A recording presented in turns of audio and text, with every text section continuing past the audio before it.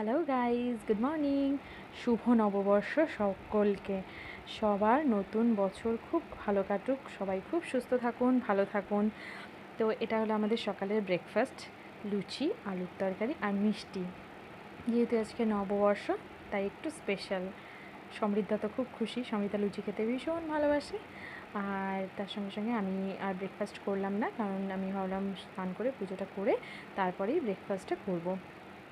Normally অন্য দিন তো ব্রেকফাস্ট লুচি হয় না, নর্মালি ভাতই হয়। সমৃদ্ধাও ভাত খেয়ে স্কুলে যায়, সমৃদ্ধার বাবাও ভাত খেয়ে স্কুলে যায়, সেই জন্য এইসব স্পেশাল কিছু তো হয় না। আর পুজোও আমি সকাল সকাল দিতে পারি না, কারণ রান্নাঘরে আমাকে সকাল সকাল ঢুকতে হয়।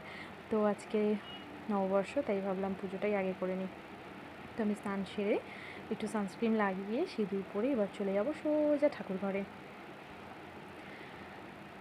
সকাল সকাল পুজোটা করে নিলে বেশ ভালোও লাগে, কিন্তু কি করব, প্রতিদিন আর হয়ে ওঠে না। সমৃদ্ধাকে এখানে আমি একটু প্রসাদ দিয়ে নিচ্ছি, দিয়ে আমি চলে যাব রান্নাঘরে। জানি না আজকে কি রান্না করব।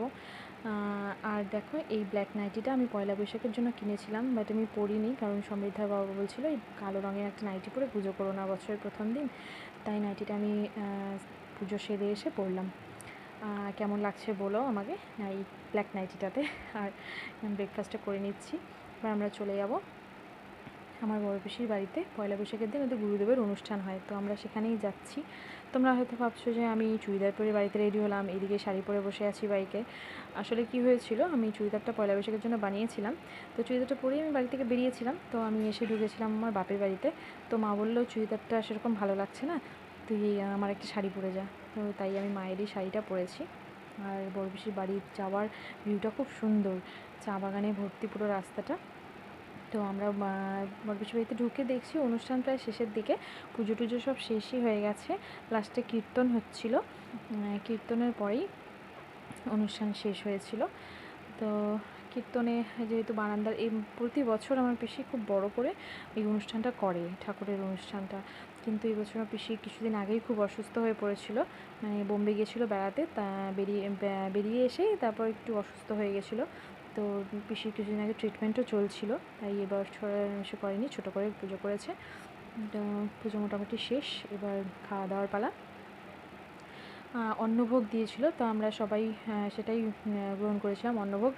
খাওয়া দাওয়ার পরে আমার পিসির বাড়ির চারপাশে চা বাগান, মানে পিসির নিজেরও চা বাগান আছে, আর ওই দিকটা পুরো চা বাগান। তো আমরা সেখানেই একটু বেড়াতে চলে গেছিলাম। আর একটা কথা বলি, আমরা ছোটোবেলায় যখনই এই বড় পিসির বাড়িতে যাই, যেতাম আর কি, তখনই এই চা বাগানে ঘুরতে যাওয়া ছিল আমাদের মাস্ট। তখন তো মোবাইল ছিল না, ভিডিও রিলস, এখন তো গিয়ে ভিডিও রিলস বানানো হলো, এই যাই হোক অনেক কিছু করেছি, বাট তখন তো হতো না। তখন আমরা চা বাগানে, মানে বড় পিসির বাড়িতে যাওয়া মানে চা বাগানে হচ্ছে বেড়াতে যেতেই হবে।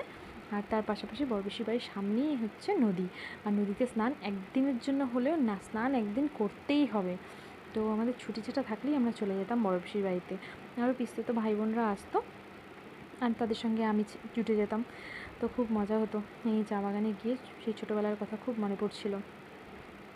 এখানে চা বাগানের মাঝখানে যে ড্রেনগুলো থাকে, একটা পিলার পাতা ছিল, সেখান দিয়ে সমৃদ্ধা যেতে খুব ভয় পাচ্ছিল। তো প্রথমে যেতে চাইছিল না, পরে আমি ওর হাত ধরে ধরে পার করেছিলাম। আগে যখন আমরা আসতাম তখন এই পোলগুলো ছিল না, এই ড্রেনগুলো আমরা লাফ দিয়ে পার হতাম।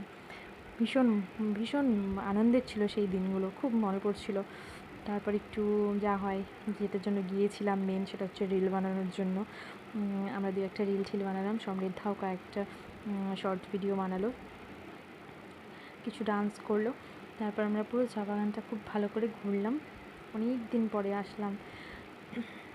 চা বাগান কিন্তু খুব ভালো লাগে না ঘোরার জন্য, ভীষণ ভালো লাগে। দার্জিলিংয়ের এত কাছে থেকে দার্জিলিং তো এখনও যেতে পারিনি, তো জ্ঞান হওয়ার পর থেকে এটাই আমার লাইফের ফার্স্ট চা বাগান, যেটা আমি জ্ঞানতে দেখে আসছি। হ্যাঁ, তারপরে অনেক জায়গায় চা বাগান দেখেছি, অনেক জায়গায় ঘুরেছিও, বাট দার্জিলিং দেখিনি। যাই হোক, তো আর এই চা বাগানের ঠিক শেষের দিকে একটা ভিউ পয়েন্ট আছে,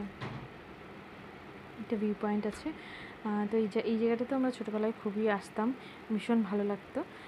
ওই গোল উপরে একটা বানানো, ওই সিঁড়ি দিয়ে উঠে ওই উপরটাতে আমরা বেশ বসে থাকতাম। গরমের দিনে বেশ ঠান্ডা ঠান্ডা হাওয়া। তো আজকেও সেম ভীষণ গরম পড়েছিল, বছরের বৈশাখ মাসের প্রথম দিন। আজকে মানে বলে দিচ্ছিলো যে বৈশাখ মাসটা কী হতে চলেছে, ভীষণ গরম পড়েছিল আজকেও। তো তারপর এই দেখো পেছনটা, ভীষণ সুন্দর জায়গাটা, ভীষণ সুন্দর।